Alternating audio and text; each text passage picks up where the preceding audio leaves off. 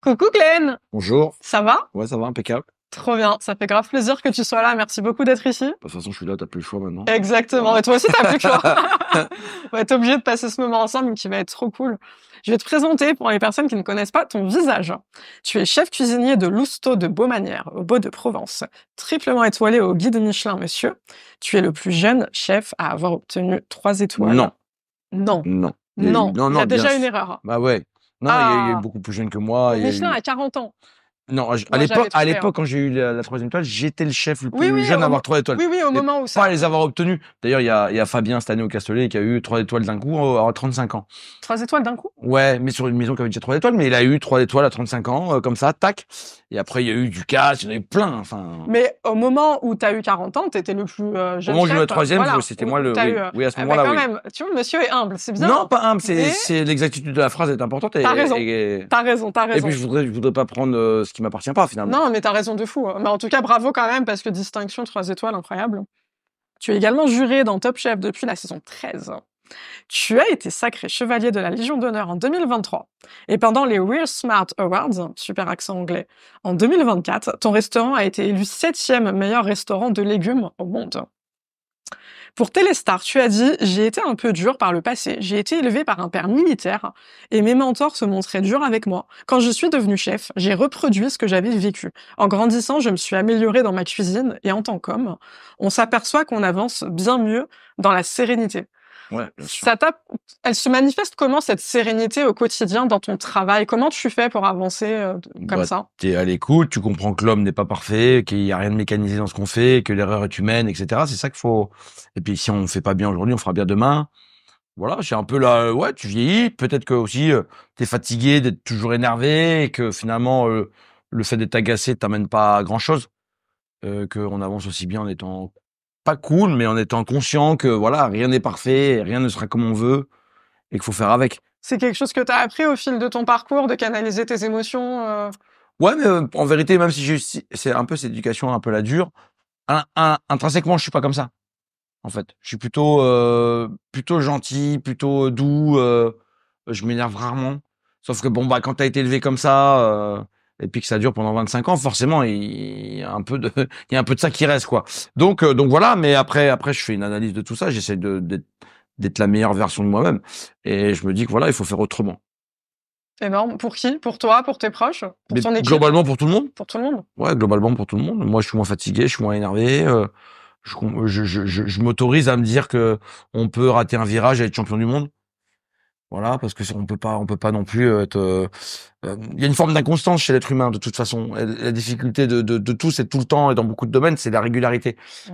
Il y aura toujours des choses qui vont dérailler ou des choses qui sont pas parfaites. Mais ça, il faut comprendre. Et puis et en fait, c'est pas si grave. C'est ça qui rend en fait les gens touchants aussi. J'adore. Ça, c'est ta vision de l'échec? Pour toi, c'est pas une fatalité? Mais La non, vulnérabilité, c'est OK? c'est même pas une forme d'échec, c'est une espèce de compréhension plutôt. OK. C'est pas non, l'échec, ce serait de pas se relever à travers quelque chose qu'on a raté et de se dire on peut pas. Enfin, je me dis toujours que rien n'est impossible. D'ailleurs, il y a un proverbe qui est affiché dans mon bureau qui dit ils ne savaient pas que c'était impossible, alors ils l'ont fait. Voilà, je crois que rien n'est impossible. On peut faire beaucoup de choses. C'est comme à l'époque, il y a 100 ans, on aurait dit on va aller un jour sur la Lune à nos anciens. Ils auraient dit mais toi t'es fou. Ben finalement, on Ouais. était sur la Lune. Donc qu'est-ce qui est possible, qu'est-ce qui est pas possible, j'en sais rien. Ça, c'est ton mindset au quotidien. C'est foncer, aller de l'avant. C'est un mindset d'entrepreneur, ça. Ouais, ce qui est important, c'est d'être finalement en adéquation avec qui on est, parce que je suis pas capable de tout faire. C'est de me dire bon, ok, bah, allez, ça quand même, je suis pas capable de le faire en vérité, parce que bah, techniquement, intellectuellement, je sais pas, c'est pas moi, et voilà. Mais dans mes vrais désirs, parce que je le ressens, il faut que j'arrive à le recréer à travers une assiette. C'est compliqué de raconter une histoire à travers des aliments, hein. Pas si simple. Mais voilà, en tout cas, je me régale de ça, de me redéfinir tout le temps et de pas rester statique. Ça t'angoisse? De De rester statique, de pas être en Ouais, dedans? l'ennui, Ouais, mais de ça fou. angoisse tout le monde, l'ennui. Pas L'ennui, forcément, ça tue non. tout Il le y en monde. a, au contraire, ça les rassure et ils ont peur du changement, de la nouveauté. C'est faux. Je pense que c'est faux. Ça rassure, mais c'est un ennui. En fait, ça peut être les deux, en fait. Ça peut être rassurant, mais c'est l'ennui. Vous imaginez, enfin, nous, on est des artisans. Un artisan, c'est quelqu'un qui se redéfinit pour moi. Quand on refait la même chose pendant, à vitam aeternam, X temps, X mois, pour moi, c'est l'ennui. C'est-à-dire que le geste, il devient mécanique. Et c'est plus un geste intelligent, c'est plus un geste réfléchi, c'est plus un geste d'amour. C'est un geste qui se répète. Moi, je sais pas comment on peut prendre du plaisir à répéter toujours la même chose. Alors moi, je dis pas que je change tout le temps, mais chaque semaine, j'ai 4 menus qui se reproduisent semaine sur 2. J'ai de nouvelles créations qui rentrent dans les menus, et c'est ça qui anime la cuisine, je crois. Donc c'est ça que tu recherches dans ton travail, c'est l'innovation? Ouais, la création. Ouais. La création tout le temps et de pas m'ennuyer, quoi. Ah ouais, c'est dur de s'ennuyer. Ouais, Et ouais. et comment on fait quand on est chef, quand on a des personnes à ses ordres pour arriver à innover? Parce que tu as un grand rôle de leader au final au quotidien. Tu pilotes des équipes. Ouais, bah déjà, je suis entouré, je suis pas tout seul. J'ai un chef, Loël, qui est là depuis longtemps, hein. C'est le parrain de mon fils, ça fait 20 ans presque qu'on bosse ensemble. On a pris perpète. Et puis après, j'ai mes adjoints, j'ai Brandon en pâtisserie. Moi, j'insuffle les idées, je fais mes plats, etc. Après, je leur donne, on en discute, et des fois, des plats, ils mettent 1 an, 2 ans à être mis en place. On prend notre temps, on n'est pas pressé. De toute façon, on a toujours un coup d'avance, en vérité, maintenant. Donc, c'est pas, on n'est pas stressé. Et puis, notre cuisine, elle est loin d'être statique, parce que au-delà de la cuisine, il y a tout autour aussi. Là, en ce moment même, on est en train de planter une truffière. Énorme, OK. Donc, bah voilà, quand je vais rentrer de vacances là, bah je vais voir cette truffière, ça va être génial. Donc, il va falloir penser à avoir un chien, faire un chenil, et comment on s'occupe de ce chien pour qu'il soit bien. Ouais, ouais. C'est des petits trucs, vous voyez pas, mais nous qui nous animent tout le temps, quoi. De fou. Ouais, mais c'est C'est des dans petits les trucs, hein, détails. c'est pas Ouais, grand chose, hein. ouais, Un ouais. chien, et alors, bon, bah oui, mais nous, Ça suffit à dans notre rallumer quotidien, quelque chose. bah ouais, parce que dans notre quotidien, bah, c'est mes gars qui de temps en temps vont aller nourrir le chien. Donc, tu vois, Ouais, je vois on de sort de fou. la cuisine, on prend l'air, on s'inspire de ce qui se trouve autour de nous, et puis voilà, ça nous fait grandir. J'adore. On va parler leadership. Sur ton Wikipédia, il y a écrit en 2006 le groupe Hayat, je sais pas si je le prononce bien, Hayat, ouais. Hayat, l'envoie travailler comme sous-chef du Hayat Regency à Casablanca au Maroc. Il en claque la porte 1 an plus tard, après que la direction lui a refusé d'augmenter les salaires de son personnel. Ça tient quelle place pour toi la reconnaissance au travail? C'est hyper important, je pense, de se sentir valorisé. C'est pas toujours d'ailleurs à travers un salaire, hein. En vérité, ça peut aussi à travers un merci, un bonjour, de la reconnaissance, en fait. La puissance du merci et bravo. Eh ouais, c'est hyper important. C'est hyper important. Moi, je trouve que ça fait plaisir. Enfin, même on se rend pas compte, mais moi, quand j'étais plus jeune, le bonjour du chef, la poignée de main, c'était bien aujourd'hui. Et comment t'es fier? Il y a cette fierté d'avoir fait plaisir à son chef, etc. Donc ouais, c'est très important la proximité avec ses équipes. Moi, je pense il faut avoir un vrai regard là-dessus, assez poussé, parce que je pense que voilà, ça fait plaisir à tout le monde. D'ailleurs, moi, si j'ai pas de problème aujourd'hui personnel, c'est peut-être grâce à ça aussi. Moi, j'ai pas de galère de personnel dans ma brigade, et parce que je pense que je suis un Manager. leader, ouais, pas manager, leader. Il y a une différence entre Ah, les mais deux c'est pour moi. intéressant, c'est quoi pour toi la Il y a le diff? leader, c'est inné. Le manager, il apprend. Ok. Donc c'est pas. Et tu penses que les compétences humaines, elles sont innées en soi? Ouais, je pense qu'il y a des gens, tu suis. En fait, je crois que c'est Bernard Tapie qui disait, vous mettez 100 personnes sur une île, vous revenez 1 an plus tard, il y a un chef, il y a un économe, il y a voilà, enfin il y a à peu près tout le monde. Ça va se structurer, Ça se met en place ça se met en naturellement. place naturellement. En fait, c'est comme dans la nature, dans beaucoup C'est très vrai. dans structure, il y a ça.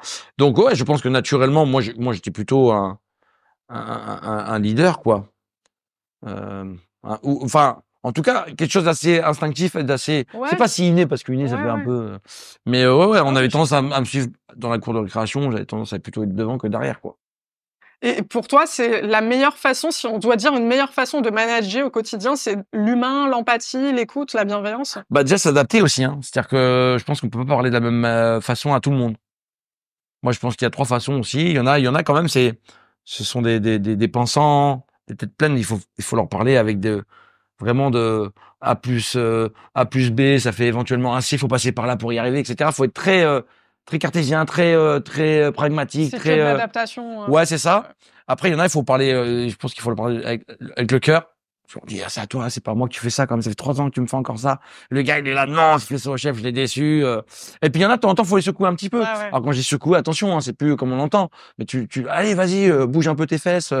Voilà, mais ça fonctionne comme ça. Je crois qu'on peut pas utiliser toujours les mêmes mots, mêmes personnes. Ça fonctionne pas de la même manière, quoi. Mais toi, à la base, ce que t'aimes, c'est la cuisine. T'es un artisan. Est-ce que c'est aussi quelque chose que t'aimes d'avoir on va parler français et finalement très énergivore, d'arriver à t'adapter à chaque type de personne, de faire justement du leadership, du management. Tu prends plaisir à ça, à la transmission? Bah moi, ce qui me plaît, c'est de créer un collectif, bien évidemment. Cette énergie, là, on a fermé, je voyais les gens heureux, des gens qui ont versé des larmes parce qu'ils arrêtaient et qui partaient dans une nouvelle aventure. Ils partent après 1, 2, 3, des fois 4 ans, et ils sont tristes de partir, mais Mais pour eux, c'était le moment de changer aussi de contexte. Et quand je vois ça, moi, ces sourires et ces larmes aussi, finalement, ça me conforte dans ce qu'on essaye de faire à Beaumanière.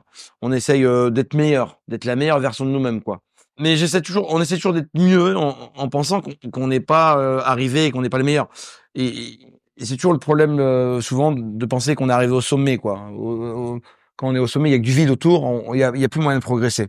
Je pense que, je dis toujours à mes équipes, si tu penses que t'es arrivé, c'est que t'es pas parti.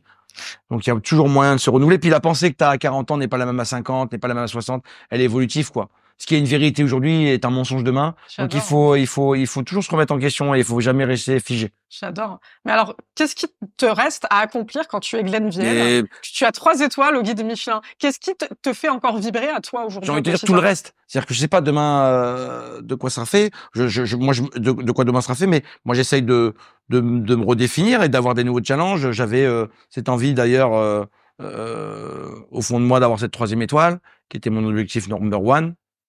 Si je prends pas le côté être heureux globalement, de créer une famille, tout ça, hein, je parle professionnellement, mais pour créer finalement ce bonheur, pour moi c'était indispensable aussi d'aller chercher, peut-être sans les atteindre, mais en tout cas de me fixer un objectif pour être animé le matin quand je me lève. Et finalement, voilà, après éventuellement faire de la télé, j'avais toujours pensé que je ferais de la télé, mais j'avais Top Chef? ouais, Top Chef ou autre chose, mais j'avais cette chronologie, c'est d'abord la 3e, c'est-à-dire que j'ai refusé toutes les télés avant d'avoir 3 étoiles. OK. Pourquoi? Tu voulais te Parce que focus dans ton c'était ma objectif? chronologie à moi, c'était d'abord d'avoir 3 étoiles. Et pourtant, on peut pas tout faire en même temps? Si, mais il faut structurer d'abord. On peut pas faire tout en même temps d'un coup. Après, ça dépend de sa structure et ce qu'on ressent. Mais en tout cas, moi, je m'écoute beaucoup Ouais, tu te connais. et je prends mon temps. C'est pas grave. En fait, c'est pas grave si j'arrive. Et puis, c'est pas grave si j'y arrive pas. Mais d'abord, je m'étais fixé, moi, 47, 48 ans maximum pour la 3e étoile. Si à ce moment-là, je les avais pas, j'aurais basculé dans une autre façon de travailler. Bon, Mmh. j'ai eu 40 du coup. Du Ah coup, ouais, c'est ouf. j'ai accepté de faire de la télé. Parce qu'aujourd'hui, la maison est tellement forte et structurée que j'ai pas de problème. Puis j'ai des cadres autour de moi à qui je fais confiance parce qu'ils le méritent largement. Hein. Parce que là où j'en suis aujourd'hui, c'est grâce à eux. Tiennent la maison parfaitement. Et puis, en vérité, je suis toujours à Beaumanière. C'est rare quand j'y suis pas, en fait. Donc voilà. Et après, c'est d'entreprendre. Et pour toi, c'est important. Ça a quelle place l'entourage, les proches, le fait de déléguer dans ton quotidien? Parce que tu en as déjà pas mal parlé depuis le début de l'interview. Ça t'apporte quoi en tant que chef d'entreprise, en tant qu'homme? C'est comme tout le monde. Ça apporte du réconfort, une épaule, du lien. Ça apporte tout, en fait. Enfin, quand t'es tout seul, t'es malheureux, je pense. Mais c'est aussi à double tranchant. Faut savoir avoir cette intelligence émotionnelle de très, très bien s'entourer. Surtout quand tu as un fort enjeu. Ah oui, mais après, quand tu t'engages avec quelqu'un, c'est un peu comme le mariage, hein. Il y en a qui se marient, ils divorcent, hein. C'est pas pour autant qu'ils sont pas aimés le jour où ils se sont mariés. Ça arrive. Et des fois, parce que ta vision, elle change.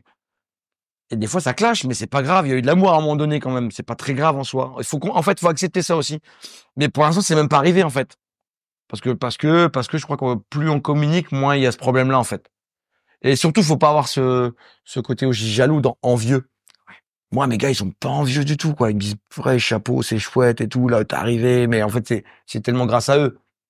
Et moi, j'essaie d'avoir cette reconnaissance, et je fais de mon mieux, du mieux que je peux, pour qu'ils soient aussi, eux, gratifiés de quelque chose, quoi. Mais Et déjà de ma reconnaissance, en tout cas. c'est hyper intéressant ce que tu dis, cette espèce d'altruisme, parce qu'il y a un grand problème aujourd'hui dans le management, c'est cette espèce de rétention d'informations par ego. Ouais. Je ne veux pas que mon employé me dépasse. Toi, je ressens dans ton discours qu'au contraire, t'es vachement dans cette transmission-là de vouloir donner et dans la générosité, quoi, avec tes Ce équipes. que je dis toujours, ils le savent, hein, c'est que moi qui croque le plus, évidemment. Mais en même temps, c'est pas parce que tu plantes un pommier qu'il faut manger toutes les pommes, quoi. Je pense qu'à un moment donné, il faut donner un peu. En vérité, en plus, je dis toujours, c'est pas par calcul, mais tu donnes 1000, t'en donnes 2, en fait. Voilà, c'est ça qui est. Et puis voilà, moi, en fait, j'ai déjà assez.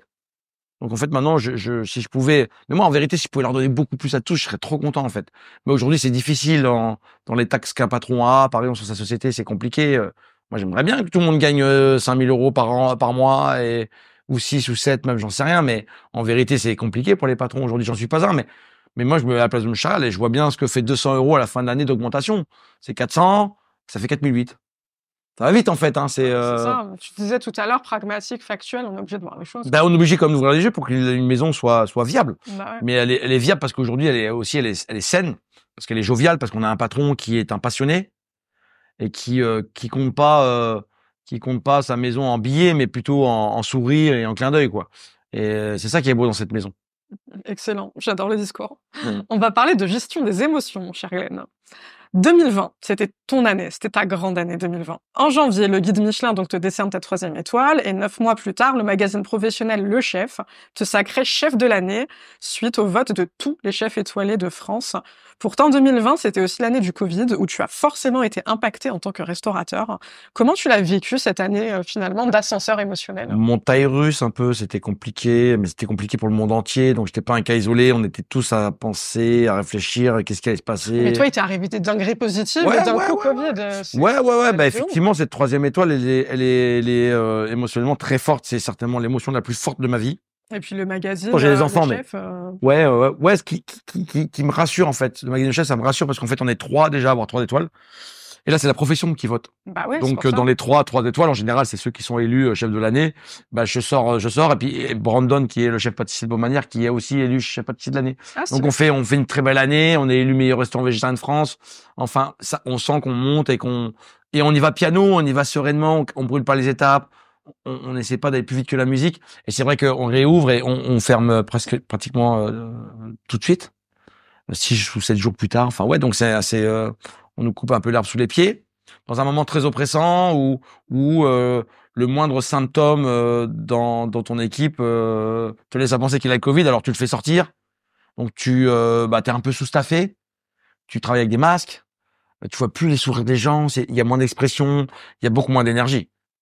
Et effectivement, ouais, c'est très dur. C'est très dur parce que ouais, moi, je me rappelle quand j'ai ma 3e étoile, genre un mois après, je pleurais encore sous ma douche. Je me vois encore pleurer sous ma douche parce que les gens se rendent pas compte parce qu'on voit, on pointe souvent que le beau et tout ce qui peut nous arriver après, etc. Mais c'est tellement de boulot. C'est tellement de taf. Mm. Alors moi, j'ai eu plaisir à le faire, mais beaucoup de gens, je pense que 95% des gens normaux arrêteraient. Ouais, des journées comme ça qui n'en finissent pas, avoir un travail très très méticuleux, à La pas charge bouger. mentale. La charge mentale, mais même physique. Vous couchez les 1 heure, vous levez les 7 heures, et bis repetita, etc. Pas beaucoup de gens sont vraiment capables de le faire. Beaucoup de gens arrêtent. C'est beaucoup C'est un de travail sacrifices. fantastique, c'est un travail de sacrifice, mais c'est un travail passionnant. C'est-à-dire que vous faites des journées, des fois, bon, ça existe de moins quand même, mais vous pouvez quand même faire des grosses journées de temps en temps, mais votre journée, vous regardez jamais la montre. Vous regardez la montre parce que vous dites, moi, je suis pas dans le temps, quoi. Mais pas parce que j'ai envie de rentrer chez moi. C'est ça qui est beau. Moi, j'imagine des gens qui vont travailler tous les jours et qui regardent leur montre tous les quarts d'heure en disant, oh non, il y a qu'un quart d'heure qui est passé. Nous, on regarde jamais nos montres. C'est ça qui est beau. Parce que la journée, elle passe tellement vite. C'est en fait, même les 15 heures, elles font 6, quoi. Tu sais pourquoi tu te lèves le matin? Ouais, je me lève le matin parce que j'aime ça. Parce que je suis content de retrouver mes gars, parce que ça va rigoler, parce qu'on va créer des choses, parce qu'on va goûter des trucs sympas. C'est ça qui est incroyable dans notre métier. J'adore. On va parler de dyslexie. T'en as parlé pour Zèbre Magazine. On embrasse une de mes meilleures amies, Elvire Cassan, que j'aime beaucoup, qui t'a interviewé à ce sujet. On se le disait un petit peu en off, il y a beaucoup de personnalités publiques qui sont dyslexiques et on en parle de plus en plus, mais c'est vrai que on le sait pas forcément et c'est un sujet de société. Donc, merci beaucoup d'en parler, merci publiquement de prendre la parole dessus. Ouais, je suis pas un héros, mais j'ai plus honte de ça, en tout cas. Bah justement, le problème c'est que c'est une honte pour beaucoup de personnes Ouais, et bah oui. il y a beaucoup de harcèlement scolaire aussi lié à la dyslexie. Donc merci parce que en fait tes prises de parole à toi en tant que personnalité publique, ça normalise aussi beaucoup ce sujet-là.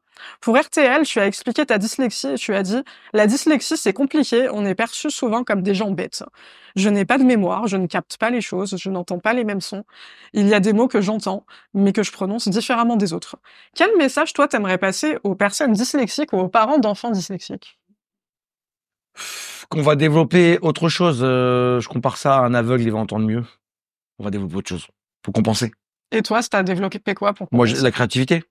Ouais, on va y Globalement, la venir. créativité, Ouais, parce que j'étais là en salle de classe, mais que ça m'intéressait pas et que les cours d'anglais, les maths et tout ça, je sais pas, je trouve ça assez stérile. Et j'étais pas animé par le fait d'aller à l'école, donc je m'échappais par la pensée et du coup ça nourrit, je pense, un imaginaire.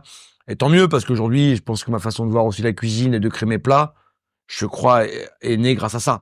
Donc en fait, d'une faiblesse, j'en ai fait une force parce que je l'ai compris et parce que d'ailleurs, c'est pas, je l'ai dompté, mais je l'ai accepté. J'adore. Je l'ai accepté. Et à partir du moment où on accepte les choses, bah, ça va. Bon, bah, t'as une calvitie, t'es gros, j'en sais rien, moi, t'es blond, t'es pas, tu voulais être brun. De toute façon, en vérité, on voudra toujours ce qu'on n'a pas. Ouais, c'est toujours T'as les cheveux bouclés, tu veux les cheveux raides. Ouais. Donc, t'es petit, tu voudrais être grand, t'es grand, tu voudrais être petit. Enfin, j'en sais rien. C'est toujours Ouais, une forme de, toujours insatisfait quelque part. exactement. Et donc, voilà. Mais en tout cas, ouais, forcément, t'es un peu montré du doigt parce que dyslexie, ça n'existait pas déjà comme mot. À ton époque, on n'en parlait pas? Non, je sais pas, je Il y sais avait que pas de mots? je fais plus jeune que mon âge. J'adore. Non, mais non, on te disait quoi à Bah, l'époque, t'es un à âne, l'école? quoi, un peu. Soit t'es au fond de la C'était un peu, classe, te considère pas. Et puis après, ses parents professeurs, où je voyais mes parents qui souffraient du discours des profs. Qui, mais c'est quoi, qu'est-ce qu'on a fait? Oh mon Dieu. Comme ça, un peu. C'est ouf. Ouais, en fait, ce que je dirais, moi, c'est aux parents déjà de faire confiance à leurs parents. C'est-à-dire de pas mettre, parce les enfants, on capte à travers le regard. Mmh. Il y a ce côté animal un peu C'est plus des éponges. fort chez les enfants, ouais. Et donc, faut pas qu'ils voient le doute. C'est ça, en fait, qui m'embêtait, c'est de voir mes parents attristés parce que qu'est-ce qu'on va faire de lui, quoi. C'est ça, le questionnement que je voyais tout le temps. En fait, non, mais moi, j'ai plein de gens qui ont fait des grandes études et puis ils se sont perdus parce que c'est pas vraiment ce qu'ils voulaient faire, parce qu'ils sont pas heureux dans ça. Et c'est pas grave, en fait. En fait, c'est pas grave. Et aux jeunes qui ont des difficultés, bon, bah, tu vivras avec, quoi. C'est pas grave. Bah, moi, j'ai du mal à la lecture par moment parce que, pas par moment, tout le temps, mais quand je dis tout ça, ça va à peu près. Mais dès qu'il y a du monde autour de moi, même lire une phrase, et pourtant, j'ai pas de difficulté à exprimer. Je peux parler devant 1000 personnes. Ça va fuser, etc. Mais lire, écrire, c'est quelque chose qui me fait peur. Ouais, qui me fait peur. Mais en même temps, ça va, hein. Et en même temps, ça va, je gère. Il y a ma femme aussi qui est là pour m'aider. Ouais. Sur l'organisation, j'ai Ouais, vu, ouais. elle a donné une courte interview, elle a parlé de toi, elle expliquait qu'elle t'aidait sur l'organisation, déléguée toujours, hein, c'est important, hein. Ouais, en tout cas, donner aux autres ce que tu fais moins bien, hein. Mais après, ce qui est important dans mon métier à moi, c'est d'être vraiment à l'auteur des créations, quoi. Mmh. Après, évidemment, c'est pas moi qui vais refaire parce qu'on est une armée, on est beaucoup. Mais je veux que l'idée soit insufflée par moi et que je sois à 95% l'auteur du plat, quoi. J'adore. Je suis pas fermé à le truc, mais si on trouve plus fort que ce que j'ai pensé, ça va m'énerver presque. Pourquoi? C'est Mais parce l'ego? que quelque part, ce qui est important aussi, moi, je crois, c'est quand tu fais une carte et qu'il y a ton nom en dessous. Ouais. Faut quand même que ça veut dire quelque chose. Ça veut dire quelque chose parce que sinon c'est un vol intellectuel presque. Bien sûr, c'est une responsabilité. Ouais, faut que ouais, il faut qu'il y ait une vraie signification. Faut pas que ça soit, Une histoire. ouais, une histoire, quelque chose qu'on met comme ça sur un bout de papier. Non, je serais pas à l'aise avec ça. Bien sûr, ouais, ouais, je comprends. Tu sais qu'on a la même citation préférée? J'ai halluciné quand j'ai vu ça. J'en ai quelques-unes, hein. Ah ouais? Bah, moi, celle que j'ai trouvée, c'est, bah, alors, celle que tu as donnée, c'est une autre version. Moi, c'est l'imagination est plus importante que le savoir. Imagine, ouais, Et d'Einstein. là, c'est la création est plus importante Ouais. que le savoir. Ouais, mais tu vois, moi, je referais, enfin, Ouais, moi, je écoute, recrée des mots. bah, c'est pareil. On aurait pu faire le petit Larousse, on aurait pu faire le petit Glénou. J'adore. Ouais, mais même aujourd'hui, hein, je transforme les mots. C'est excellent. Ouais, c'est chiant, Ouais, surtout. bah, écoute, on est libre, on est libre. Et ça, t'en as parlé pour le site legrandpastis.com. Et justement, t'as dit ce dont tu viens de parler. Les profs me regardaient comme un cancre, mais lorsqu'arrivait la récré, j'étais le meneur. J'étais assez populaire, avec un profil de leader. J'ai connu l'ambivalence d'être à la fois le premier et le dernier. Ma dyslexie est devenue une force. Un jour, alors que je roulais en voiture, j'ai entendu cette citation d'Albert Einstein. La création est plus importante que le savoir, et ça m'a libérée. C'est vrai quoi, le savoir vient de la création, car sans création, il n'y a rien. Comment Ouais. est-ce que ta dyslexie à toi, elle est devenue une force? Qu'est-ce qui s'est passé? Bah là, C'était quoi le vraiment, moment de vraiment. bascule? Moi, jusqu'à 36, 37 ans, je pensais que j'étais un bon à rien quelque part. Ouais, enfin, qui se débrouillait, mais voilà, pas forcément une bonne image de moi. Je travaillais sur le sujet, et ça allait de mieux en mieux quand même. Mais cette phrase m'a fait beaucoup de bien, effectivement. C'est-à-dire que ouais, je suis dans le Val d'Enfer, tac, je vais au boulot et Le Val j'entends. d'Enfer, c'est quoi ce nom? Bah, Val d'Enfer, ce chemin que je prends tous les jours pour aller C'est au paradis, à Beaumanière. Ah, Donc ça, c'est j'adore! super chouette. Et du coup, j'entends cette phrase et j'essaie de la comprendre. Et effectivement, qu'il y a des gens qui sont pas, qui rentrent pas dans une bibliothèque, qui lisent pas des livres, etc., qui enregistrent pas de la même manière, mais par contre, qui ont une méthode de réflexion qui est différente et qui ont d'autres atouts. En fait, c'est développer l'atout qui est important. Bien sûr. C'est tout. Et moi, je pense que moi, je fais de la cuisine. Je vois pas des gens sur la lune pour le coup, mais je fais de la cuisine et je pense que dans mon domaine, on a été sur des sujets, la psychologie, les températures de service, même des techniques de cuisson, etc. qu'on a mis en place. Comment ça s'appelle le calcul des inerties. C'est des petites choses comme ça qui sont là depuis toujours, mais qu'on n'a pas mis en avant dans la cuisine. Nous, on a été sur des sujets, je pense que personne n'avait pris en considération, sans vantardisme. Hein. Je pense qu'aujourd'hui, quelques chefs se l'approprient, mais je pense qu'on est les premiers à avoir développé tout ça. La perception des aliments à travers la bouche, quoi. Précurseur, avant-gardiste. J'espère, c'est pas à moi de le dire, en fait. Peut-être c'est dans quelques années qu'on pourra m'attribuer ce genre de réflexion. Mais aujourd'hui, ce serait très prétentieux de le dire. On va revenir sur l'école. Toujours pour RTL, tu as dit « Je n'ai même pas eu le brevet des collèges et pourtant je n'avais pas beaucoup de points à rattraper. Mais je panique. Encore une fois, je pars avec trop de doutes, trop d'incertitudes et je n'ai pas confiance. » T'as même pas eu le brevet des collèges et aujourd'hui tu as 3 étoiles au guide Michelin. T'as pas eu besoin de diplôme pour réussir. Alors moi, j'ai envie de te demander une grande question. Pour toi, c'est quoi se construire un bel avenir? Comment on fait? Sans diplôme, c'était quoi ton secret? Comment t'as fait? Bon, après, il y a les diplômes scolaires, il y a le diplôme de la vie. C'est après de se poser. En fait, le fait d'être un peu toujours insatisfait aussi, de rentrer chez toi et de te dire, OK, je dois faire mieux demain. C'est mes gars souvent aussi, je leur dis, aujourd'hui, c'est bien, demain, c'est mieux. Et c'est des petites phrases comme ça qui galvanisent une équipe et qui t'obligent à pas t'endormir aussi et qu'on doit trouver des solutions aux problèmes. Alors, tu te poses 1000 questions et évidemment, et moi, je trouve ça génial d'aller se coucher le soir et d'avoir les yeux grands ouverts alors que tu as passé une journée assez éprouvante et tu es là dans ton lit, tu regardes, t'es comme ça, les yeux ouverts dans le noir. Pourquoi? Même par passion, en fait, par détermination, en se disant, OK, il faut que je trouve, quoi. Et donc, c'est ça d'être toujours, d'être jamais à l'arrêt, quoi, de toujours essayer d'être mieux. Et de temps en temps, bah, toutes ces questions, tu trouves une réponse qui te fait grandir et éventuellement peut déclencher la réponse d'une autre question. Et voilà. Je pense qu'on a grandi fortement. Moi, j'allais voir tous mes clients aussi pour essayer de comprendre comment ils voient les choses, si on a la même vision. Parce que nous, on fait des trucs de cuisinier des fois. Mais est-ce que c'est compris? Parce que idéalement, il faut que ce soit compris un peu. Ouais. Je pense que l'art comme ça, elle peut être des fois incomprise, mais je pense que la cuisine, elle doit être quand même globalement, elle doit te chahuter, mais elle doit jamais te faire tomber. C'est fort. De temps en temps, elle doit être impactante, mais elle doit rester connectée quand même à un souvenir, à quelque chose, quoi. Alors moi, je dis toujours, je vous bouscule, je vous câline, je vous bouscule, je vous câline. Je joue avec les deux sens, mais ça doit rester quand même un moment, je pense, de bonheur et de souvenir, quoi. Et c'est quoi, toi, l'émotion que tu essayes le plus de susciter chez les gens? C'est quelque chose de plus régressif qui rappelle l'enfance? C'est quoi? Globalement, je raconte mes histoires, donc je me raconte moi dans les assiettes. Mais en fait, la Madeleine de Proust, ça sera jamais moi, ça sera toujours le client. Je sais pas qui tu es, je sais pas qui tu es, je sais pas qui vous êtes. Donc tu viens avec ta Madeleine de Proust. Mais moi, à ce moment-là, je le sais pas. Bah non. Moi, je sais pas quel souvenir t'as avec un kiwi, quel souvenir t'as avec un turbo, si t'es un gars de la montagne, un gars du Nord, etc. Ça, j'ai compris que par contre, il y avait des plats qui allaient plus matcher avec des sudistes qu'avec des nordistes. Que j'ai compris que la culture au palais et l'éducation du goût vient forcément d'une région, d'une appartenance. Américain, japonais, africain. On n'a pas tous les mêmes papilles et on n'a pas les mêmes souvenirs, les mêmes Madeleines de Proust. Donc ça, moi, j'y peux rien. Moi, je cuisine en tout cas en racontant mes envies. Et tu viens pour moi d'ailleurs, et tu viens pour la maison. Donc tu viens pour écouter une histoire. Des fois tu l'entends, des fois tu l'entends pas. Et ce que je dis toujours, moi des fois je vous la chuchote, des fois je vous la crie, des fois c'est criant. Mais en tout cas, j'essaie toujours d'être sincère dans mes histoires, en tout cas dans mes assiettes. Très sobre, très épuré, pas de furiture, pas de chips qui vont à 3 mètres de haut et des petits points partout. Est-ce que j'ai pu faire avant? Tu cherches à rien cacher. En fait, j'essaie justement de contrebalancer une attente visuelle à une attente gustative. C'est-à-dire que j'essaie de faire des assiettes sobres pour te laisser penser qu'il n'y a pas grand-chose. C'est-à-dire que je conditionne pas le cerveau à penser que c'est bon, par exemple. Okay. À tel point que je fais même des assiettes moches, par exemple. Du coup, on est hyper objectif et surpris dans le. On est toujours surpris parce qu'en vérité, par exemple, la surprise, elle sera jamais dans une fleur très belle qui sent bon. Ah, on n'est pas biaisé du tout, quoi. On sera toujours surpris d'une fleur fanée, un peu rouillée, qui sent bon. Grave. Qui est encore fraîche. Et là, tu dis, tout le monde a fait une fois dans sa vie, sent comme elle sent encore bon. Alors qu'elle est là, toute fanée, et encore, elle a cette fraîcheur. Ouais. Ça qui est beau, en fait. T'aimes bien ça? T'aimes surprendre Moi, j'aime contrebalancer ce qu'on peut voir et ce qu'on va avoir. Ça, j'aime bien. J'aime bien. Okay. Ouais. Ou même de jouer avec la psychologie, beaucoup, avec des choses que tu mangerais pas, mais comme je te le dis pas, que je te le cache, tu le manges et puis t'aimes en plus. T'aimes bien les trompe-l'œil, du coup? C'est pas des trompe-l'œil, c'est des trompe-pensées. J'aime pas les trompe-l'œil. Ok. Là, je fais des trompe-pensées, ouais.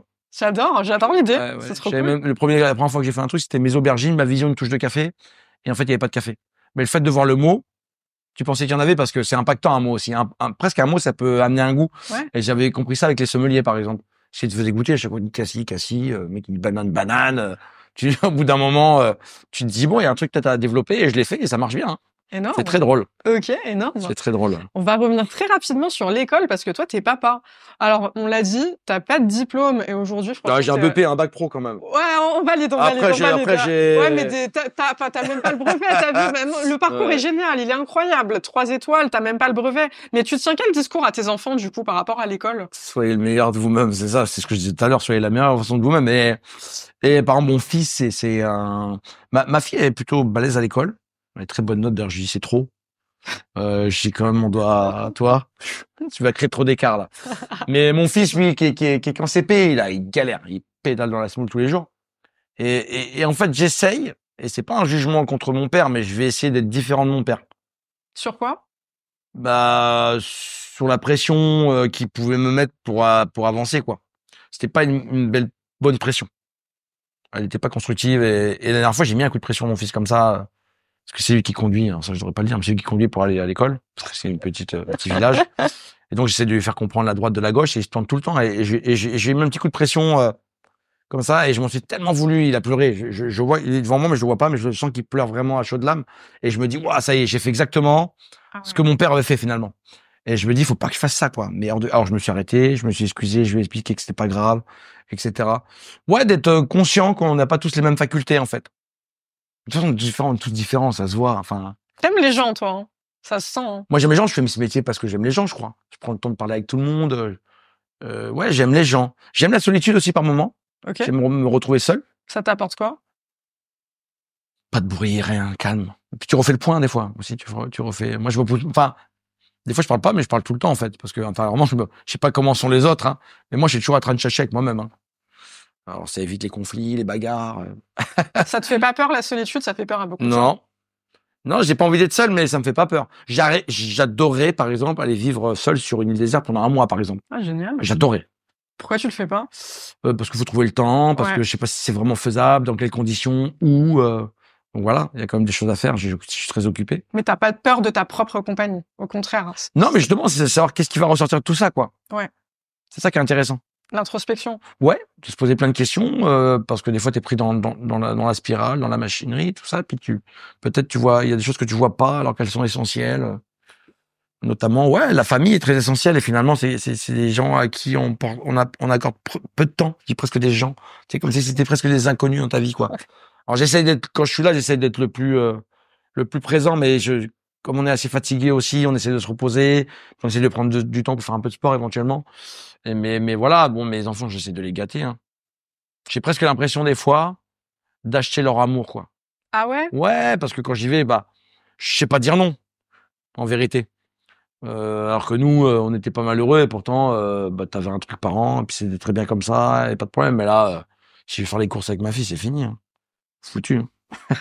Sentiment d'essayer de rattraper quelque chose qui n'est pas rattrapable. Bah, c'est ça, le Ce temps. qui est fait est fait. Non, évidemment. Bon, après, c'est pas grave. Je la sens pas malheureuse et puis elle voit bien aussi que je travaille et que c'est aussi que voilà, il faut travailler dans la vie. C'est comme ça. Et t'arrives quand t'es avec ta famille à passer vraiment du temps de qualité avec eux, avec tout ce que t'as à gérer, on n'imagine même pas la charge mentale. Il y a toujours des onglets ouverts en arrière-plan dans la tête, toujours plein de choses à penser. T'arrives à vraiment déconnecter? Ouais, je break assez vite, moi. Ah ouais. Ah, je rentre chez moi. T'arrives à lâcher prise. Bah, déjà, ma femme me pose pas de questions sur mon boulot. Et puis, ça tombe bien parce que j'ai pas trop envie de lui en parler. Ce serait refaire un doublon, Ouais, quoi. bah. Ça sert à rien, quoi. Donc, non, est-ce qu'on passe du temps de qualité? Eh ben, j'en sais rien. C'est à eux qu'il faut poser une question, hein. Bah, en tout cas, toi, dans ton ressenti, t'es connecté, Non, t'es c'est là? pas assez. C'est pas assez. C'est pas assez. Non. Non, c'est pas assez. C'est comme ça. Mais après, je me vois pas, par exemple, être chez moi le soir dans mon canapé, quoi. C'est trop tôt encore. Ça viendra, c'est sûr. Trop actif. Ouais, mais en plus, des fois, je le vois, hein, je l'observe. C'est pas forcément un temps de qualité non plus, quoi. On mange, on va dans le canapé, puis on a dit, bon, 22h, on va se coucher. Oui, on est à mort. Bon, c'est bien, c'est sympathique, hein, mais moi, pour l'instant, c'est pas dans mon ADN de fonctionner comme ça. Un jour, ça viendra. Un jour, j'arrêterai tout et je ferai autrement et je vivrai une vie plus cool, plus détendue, c'est sûr. Ça te fait pas peur? Pas du tout. Ah ouais? Non, pas du Alors tout. que tu décris depuis tout à l'heure vraiment que tu te nourris dans Parce le que dynamisme, dans la création. ouais, mais c'est pas parce que tu travailles plus que tu fais rien. Ah, tu t'imagines ça comment alors? C'est Bah, grave moi, plein intéressant. d'activités, de la marche à pied, de la pêche, de la cueillette, du bricolage, non, puis peut-être faire, toujours de la cuisine, mais différemment, je Ouais. sais pas. Ouais, non, ça me fait pas peur parce qu'en plus, je me suis préparé à ça depuis toujours. Ah ouais? Ouais, ça aussi, ça fait partie de mes pensées. T'anticipes beaucoup? Il y a des gens qui vont anticiper parce qu'elles prennent du temps. Et si tu t'arrêtes du jour au lendemain, ça peut être psychologiquement, ça peut être dur. Moi, j'ai pas peur que ça s'arrête. La vie, ça s'arrête à un moment donné, hein. Tu nais, tu meurs, c'est comme ça, hein. Tout est comme ça, donc ça fait partie aussi du game, il faut accepter ça. Plus tu le rumines, plus tu le plantes, plus tu peux l'anticiper, faire les choses qui vont faire que tu vas te sentir bien. J'adore. Et Ouais. vu que t'es un passionné d'humain, t'envisages quoi? Peut-être, Mais en fait, transmettre, créer une école de cuisine? non. Non? Ouais, non, parce que ça va demander beaucoup de temps. Si tu veux transmettre, faut être là. C'est Non, vrai. mais je vois du temps, aller à la pêche avec mes potes, et en vérité, j'aurais pas besoin de grand chose parce que je dirais que de mes amis proches sont des gens qui gagnent pas, donc on va pas, Ouais, t'es pas on va fêtard. prendre un bateau, un Ouais. 9-9 comme on faisait avant, une boîte de pâté ENAF, un bout de Tranquille. pain, et puis on va aller pêcher le bar sur la côte, comme ça, tranquille. Voilà, il J'adore. faudra mettre 20 litres d'essence, et puis c'est parti, Ouais, quoi. simple, la Ouais, simplicité. simple, simple. Ce que je veux pas manquer, c'est de pouvoir me permettre de. En fait, déjà, intellectuellement, quand t'as ce pouvoir de dire je peux, sans le faire des fois, ça soulage. Et qu'est-ce qui fait que toi, tu arrives à conserver cette immense simplicité quand même que je reçois, que je perçois, malgré tout ce parcours, énorme et qui fait qu'aujourd'hui, l'ego ne te dirige pas? Moi, c'est ce que je ressens en t'écoutant. Je sens que vraiment j'ai les mêmes potes depuis je sais pas combien de temps, pâté, bateau, Ouais, basta. c'est les mêmes, Voilà. bien Mais sûr. qu'est-ce qui fait que du coup, tu restes ancré? L'éducation, c'est tout, hein, il y a pas d'autre mot, hein, je crois que c'est l'éducation. Moi, Mais je viens on d'une peut l'oublier famille. ça, quand parfois on se laisse, T'as le aveugler par des rencontres, des réussites. t'as le droit, de pouvoir, briller. Moi, ce que j'ai dit à mes copains, quand j'ai eu la 3e étoile, la première chose que mes potes m'ont dit: «Est-ce qu'on peut continuer à te vous voyer?» À te Ah tutoyer, oui, oui, pardon. À te tutoyer. Je dis: «Bah, vous voyez, le 1er changement qui est amorcé, c'est vous, en fait». Ouais. En fait, c'est souvent les autres, le regard des autres qui font que tu peux basculer. Moi, je fais attention à ça, je suis assez préservé, je vis à la campagne encore une fois, bon, évidemment, quand je vais sur des trucs, spécifiques, on me reconnaît et cetera, ça monte pas au cerveau, je suis toujours d'ailleurs assez surpris, qu'on puisse me voir pour demander une photo, mais ça, en fait, ça fait presque rigoler, je suis encore un enfant, heu, mais ouais, ça me fera jamais je continue à faire mon jardin dès que je peux. J'aime la simplicité, en fait. Moi, je fais tout ça par objectif, parce que les objectifs, ça te permet de rester vivant, quoi. Mmh. C'est pas pour combler une faille C'est pas pour me la narcissique ou un truc, péter, ouais. C'est il y par a il y amour a pour un la truc que j'ai création. fait par comment ça s'appelle? Pour montrer, c'était à mon père, j'ai acheté une voiture plus grosse que la sienne. J'adore. Juste parce que je voulais lui montrer que j'étais capable, en fait. Et OK. parce que la petite histoire, je l'ai déjà racontée, c'est il vient me chercher, au lycée hôtelier et il vient d'acheter une Volvo S40. Belle voiture à l'époque, hein. Mon père était fonctionnaire, donc c'est quelqu'un qui mettait des sous de côté parce qu'il savait que dans 7 ans, il fallait acheter une voiture et cetera. Et donc il vient avec cette voiture-là, puis bah, ça se passe comme ça se passe, hein, pas dingue. Et puis, bah, j'en prends plein et puis je lui dis: «Bah, tu verras, tu roules un S40, je roulerai un S70». Et donc voilà, c'était un peu même si j'ai une belle voiture en vérité, hein, mais c'était très content de pouvoir faire ça, quoi. Tu étais fier? Ouais, bravo. Ouais, ouais, bah, après avec mon père, on s'entend très bien, hein, mais lui, il aurait jamais mis un copec sur moi, de toute façon. Et comment on grandit dans ces conditions-là? Bah, Parce tu que grandis, ça va. non, mais moi, je te perçois vraiment comme quelqu'un de très fort, de très ancré et aussi de très positif. Alors que, enfin, tu l'as dit et tu l'as dit aussi dans d'autres médias, ton père, il a pas forcément cru en toi.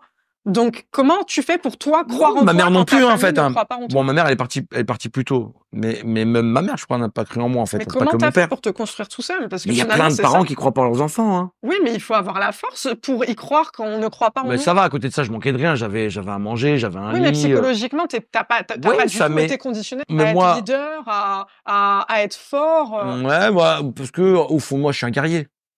Mais ça, c'est pas mes parents, enfin, c'est peut-être pas, c'est presque la «génétique» entre guillemets. Au fond de moi, j'avais envie d'y arriver quoi qu'il arrive et je voulais montrer que j'étais capable. Parce qu'en fait, ce que reflétait l'école ou ce qu'on me disait n'était pas vraiment ce que je ressentais moi. Je me sentais pas, forcément, à la hauteur de la scolarité, mais je comprenais ce qui se passait. Enfin, j'avais pas l'impression que j'étais à l'ouest complet, quoi. Sauf qu'il y a des endroits, des moments particuliers où, ouais, j'étais pas à ma place. Mais il y a des endroits où d'autres enfants se sentaient pas à leur place et où moi, j'avais la mienne. Donc j'avais d'autres qualités qu'ils avaient pas et inversement. En fait, et moi, je l'ai toujours vu comme ça. J'ai manqué de rien, sincèrement, j'ai manqué de rien. C'est intéressant que tu dises que tu as manqué de rien parce que mine de rien, la reconnaissance, la valorisation, tu ne l'as pas eu. Et ça ne t'a pas empêché, toi, de croire en toi et de dire, cette 3e étoile, je vais l'avoir. Non, C'était pas trop grand pour toi. T'avais quand même suffisamment t'as réussi à construire une affirmation de toi. C'est ça que j'essaye de dire. non, bah, même je suis encore à l'école, je crois, ma mère va décéder dans la nuit, je dis à mon père, je serai un grand chef, j'aurai 3 étoiles. Enfin, mais je pense qu'il y a plein de gamins qui vont se dire ça, ou ils vont dire, je serai joueur professionnel, je ferai du football, et il y en a plein qui arrivent pas. Encore une fois, se fixer un objectif, c'est ça qui est intéressant. Et d'essayer de mettre en œuvre, pour qu'on puisse y arriver éventuellement. C'est ça aussi, hein. C'est pas que le dire. C'est d'aller jusqu'au bout de ton idée. Et là, ça demande du temps, c'est long. Et encore, j'ai été relativement vite, finalement. Puis j'ai un parcours assez atypique. Après, encore une fois, ouais, bah, c'était notre époque aussi, éducation, mon père était fils de militaire, donc c'était aussi assez carré, je pense, à la maison. Bon, bah, tu répètes un peu ce que tu as vécu. Il y a pas de souci. Mais c'était un père qui m'a investi parce que il vérifiait mes devoirs, il vérifiait mes notes. Il faisait quand même Paris-Bretagne pour faire parent-professeur.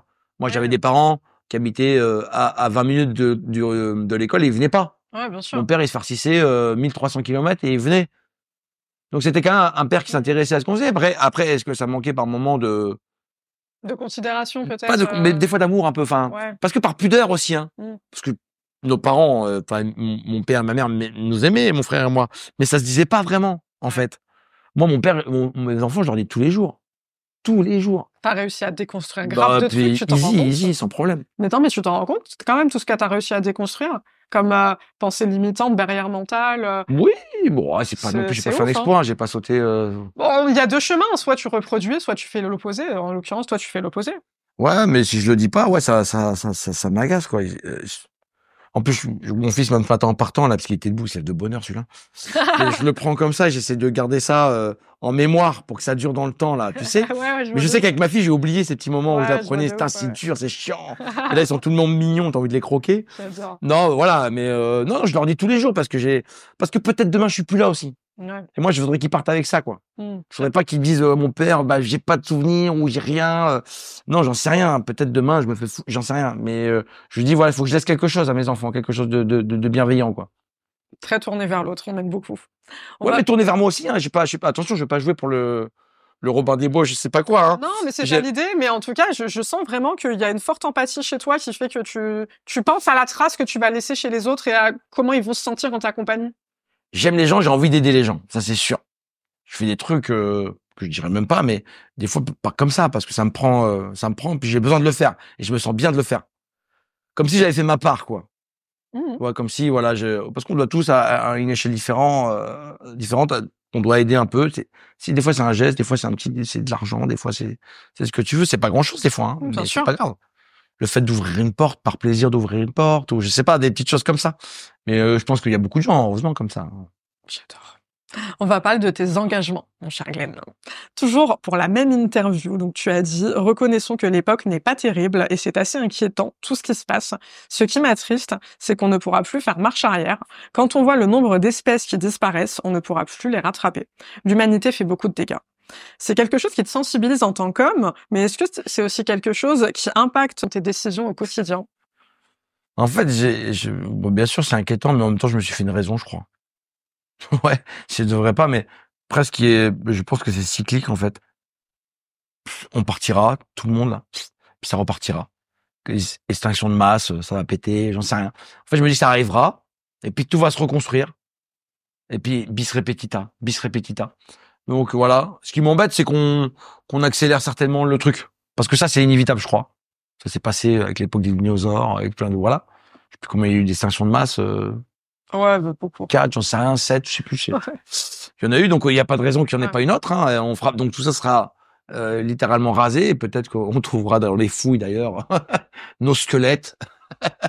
mais voilà, moi bon, voilà, c'est comme ça. Je crois que je suis pas résigné parce que je continue à me dire qu'il faut pas jeter, qu'il faut ramasser, etc. Quand je vois des gens jeter, ça m'interpelle, mais je sors plus de ma voiture pour leur dire. Ouais, tu mets pas cette énergie-là. Moi, je mets plus. Enfin, voilà, je fais ce que j'ai à faire, mais je m'énerve moins. Je me dis bon, bah voilà, c'est comme ça. On n'est pas rationnel, on n'est pas conscient. Et dans ta cuisine, au quotidien, l'impact, c'est quelque chose qui compte pour toi? On est impactant parce qu'on nourrit beaucoup de gens.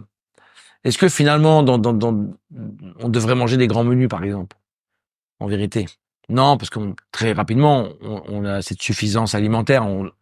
Très rapidement, on peut s'arrêter de manger. On a assez mangé. On vient au restaurant, c'est un loisir presque à ce niveau-là. Alors c'est vital parce que ça apporte du bonheur et de la joie quelque part. Mais on est des consommateurs. On fait du luxe quand même. On va chercher la petite pépite. Mais on peut faire du luxe en ayant un impact positif, peut-être essayer d'avoir un environnemental ou autre. Bon, on fait attention à ça. On est quand même des consommateurs. Bien sûr. Voilà, faut pas se mentir. Alors, on a des jardins, on a des ruches, on essaie on a des composts, on a des cochons, etc. On fait au mieux. Ouais. On fait au mieux. C'est important de le dire. On fait au mieux, on doit faire mieux. Mmh. On doit faire mieux, ça c'est sûr. Et on essaie de faire mieux, on essaie de réduire le plastique, etc. C'est très compliqué parce que t'es dans un monde où t'es un cellophane, quoi.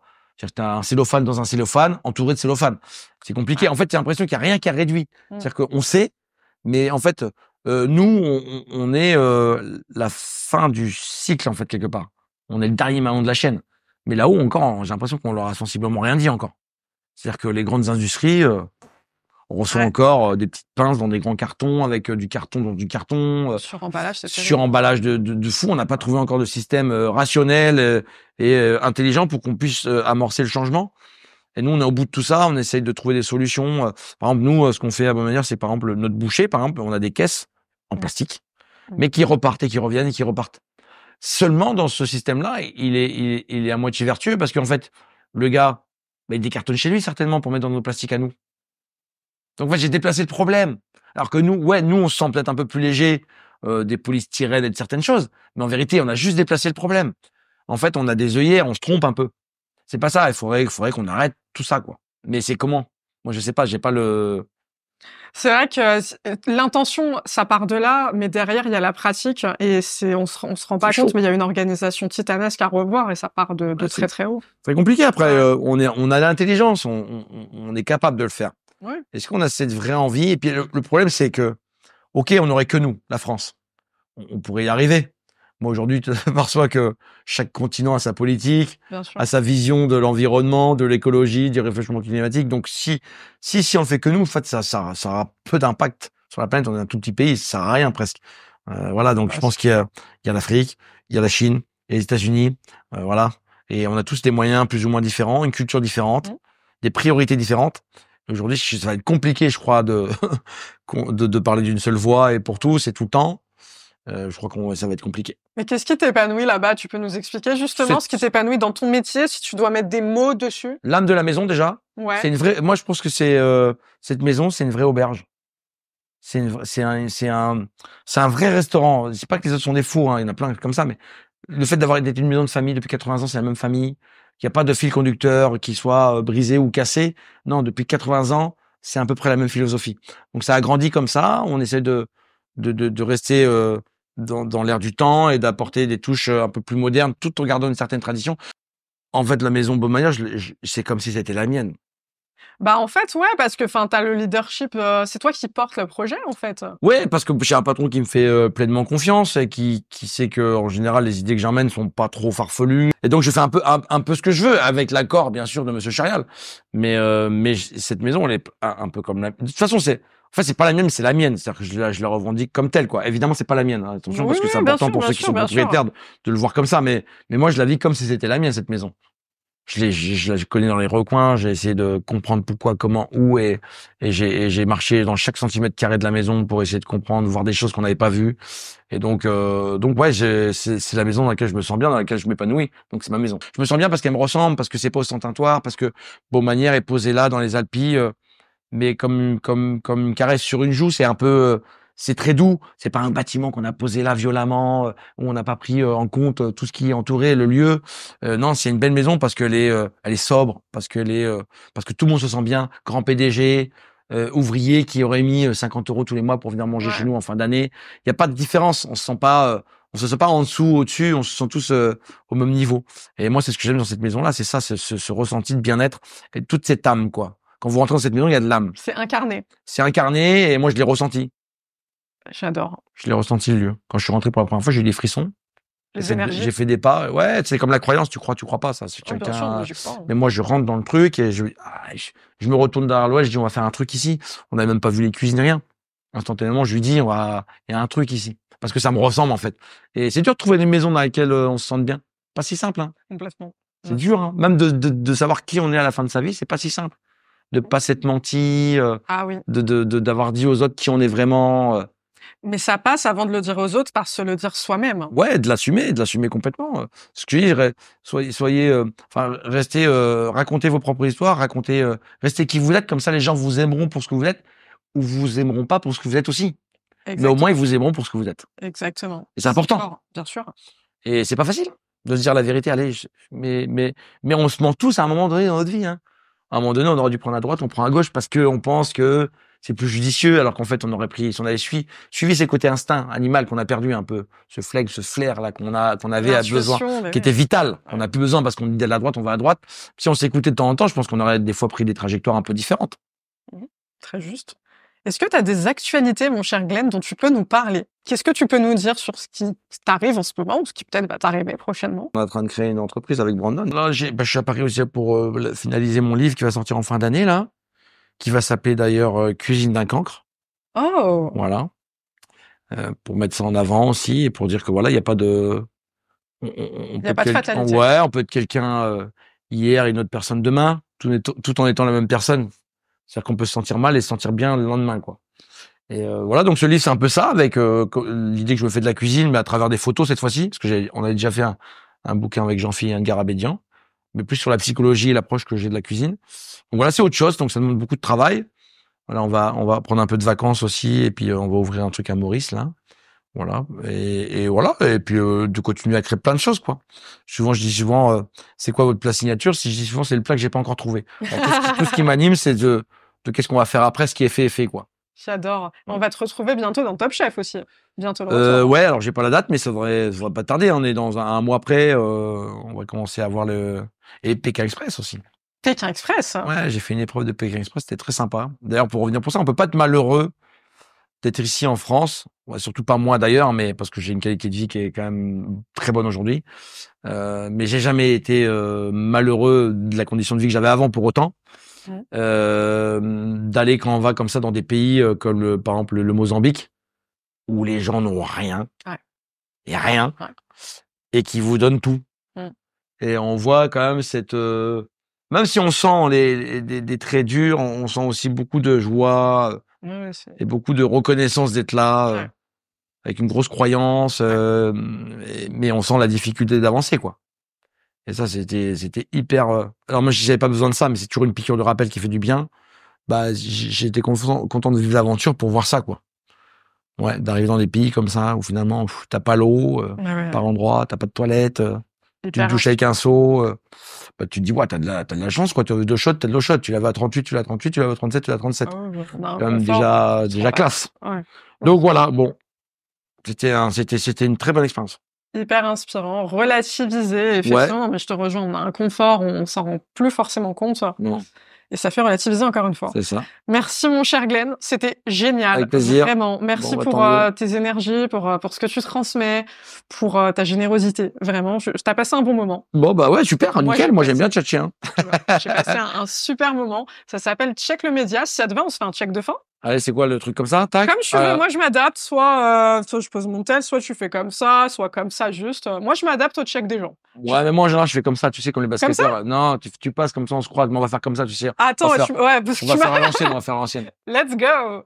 C'était trop cool, merci pour tout, prends soin de toi. Avec plaisir, merci à toi.